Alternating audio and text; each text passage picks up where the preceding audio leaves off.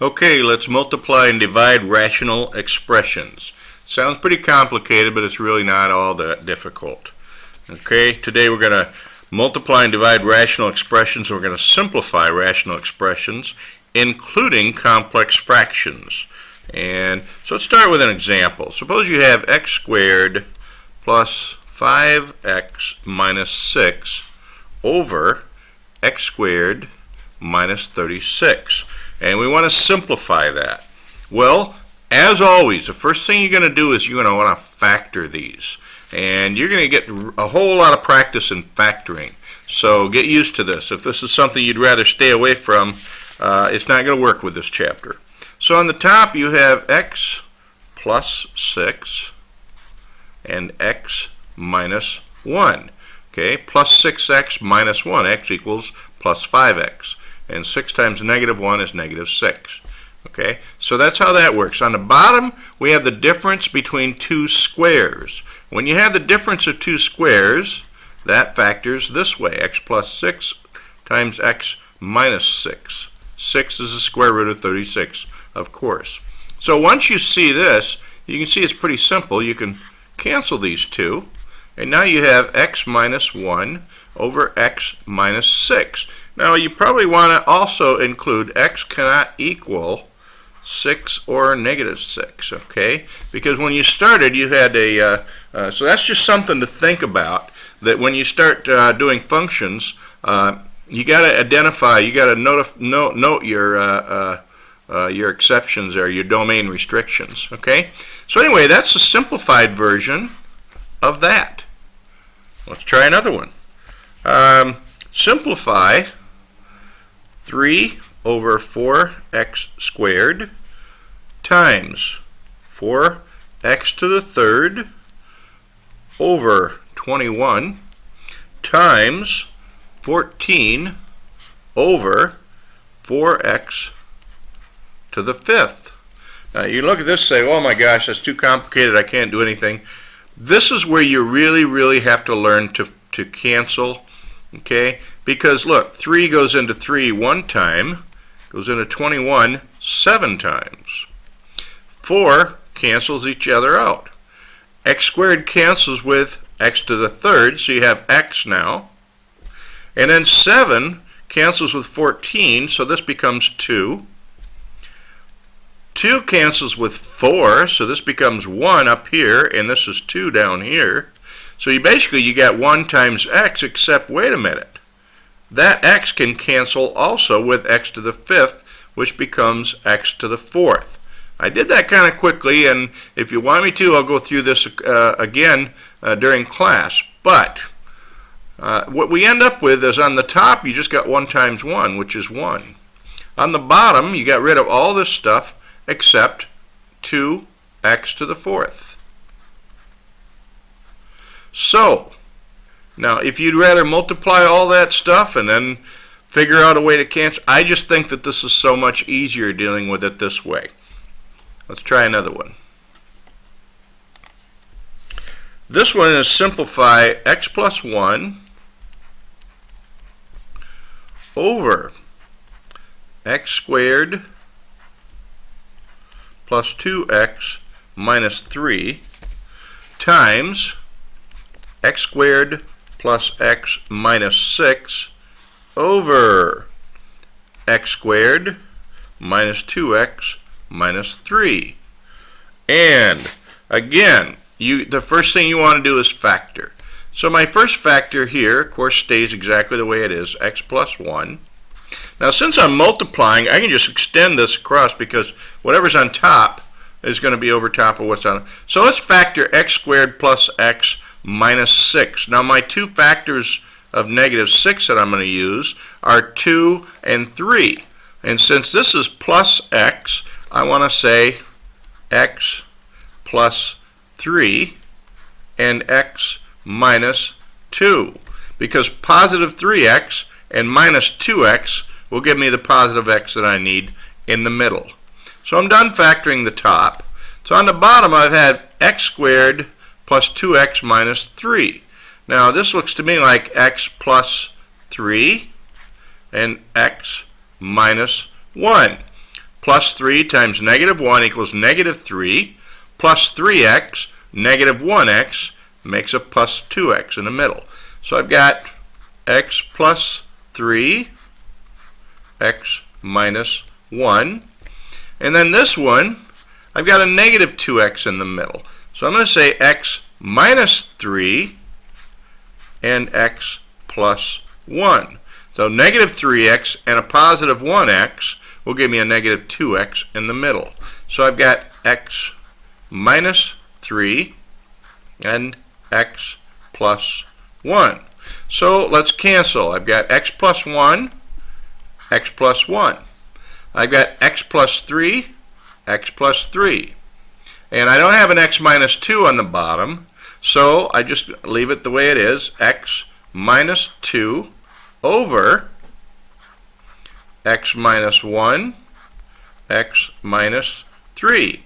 Now, if you want to, and depends on what's usually, I will accept it in either form, but if you wanted to change that or multiply that out on in the denominator, you'd have x times x is x squared, negative 1x and a negative 3x make a negative 4x, and a negative 1 times a negative 3 make a positive 3. So this is a simplified version. This is the answer. If it says simplify this, you should end up with this as your answer. And you know, I'm going through this kind of quickly, and I know this is going to be kind of tough for you guys to absorb, but please just bear with me on this. And mostly what's going to happen is you're going to have to tackle a few of these yourself. And as you do one and then another one and then another one, and you come up with the right answer, then you're going to find out that you can actually do this very quickly and very easily. And let's try another one here.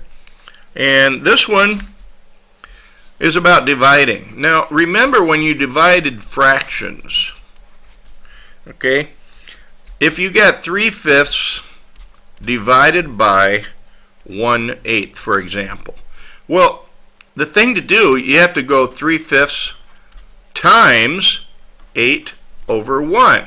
The rule was you invert the second fraction, not the first one, and you change this to a multiplication sign. And the reason for that is because multiplication and division are inverses of one another.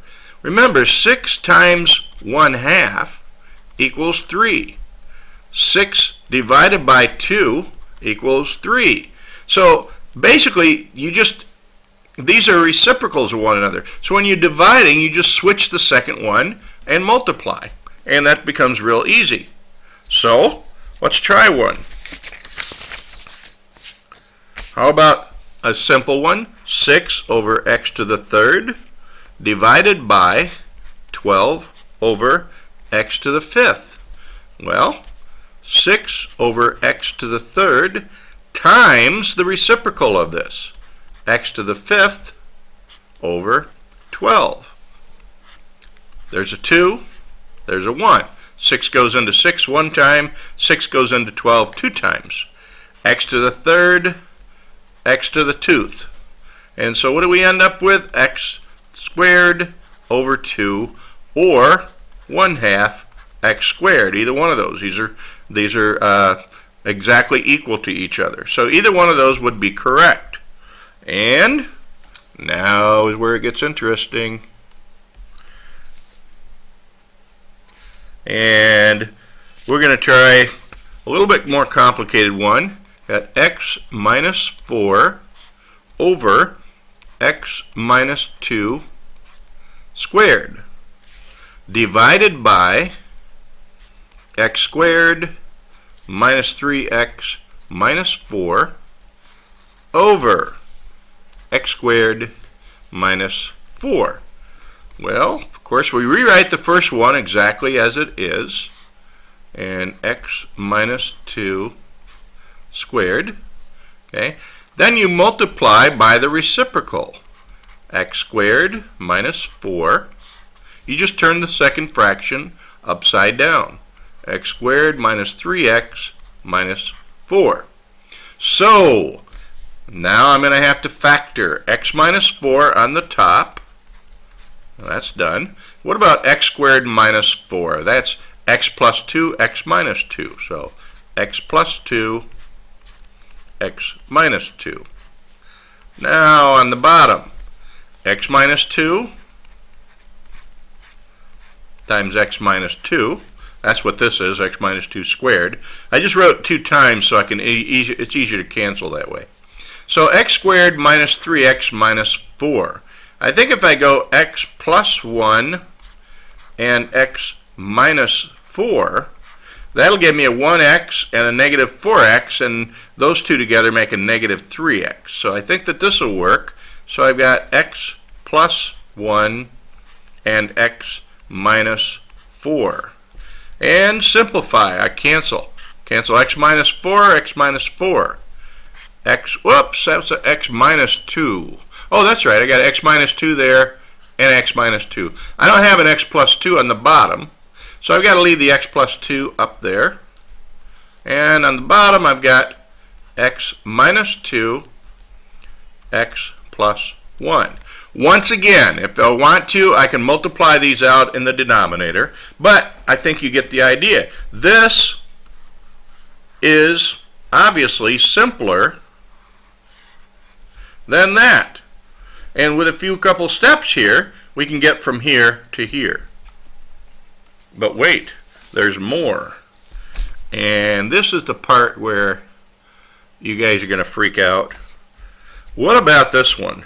4a squared minus 1 over a squared minus 4 over 2a minus 1 over a plus 2.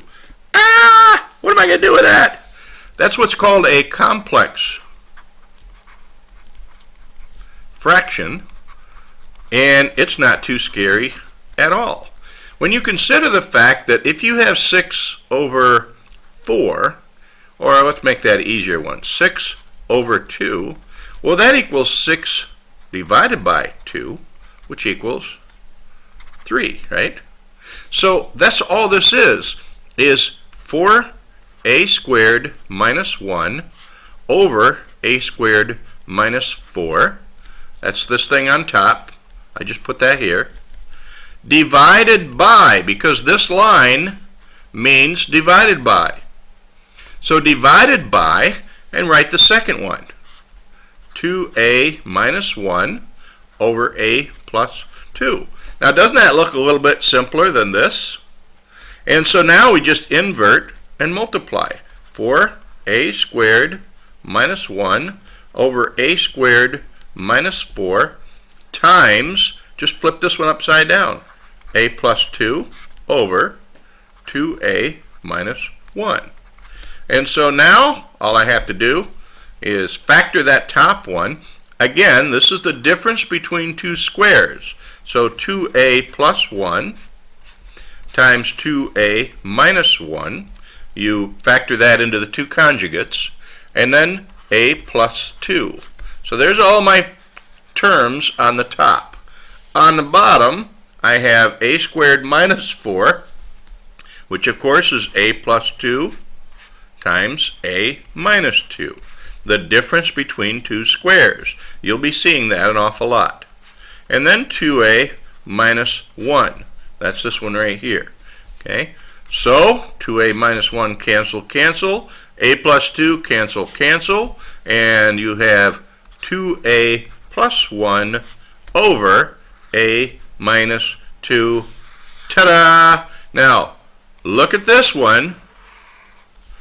And look at what we ended up with. And tell me if you think this is simpler than that. This equals that. That's the whole point of this deal. Your practice problems.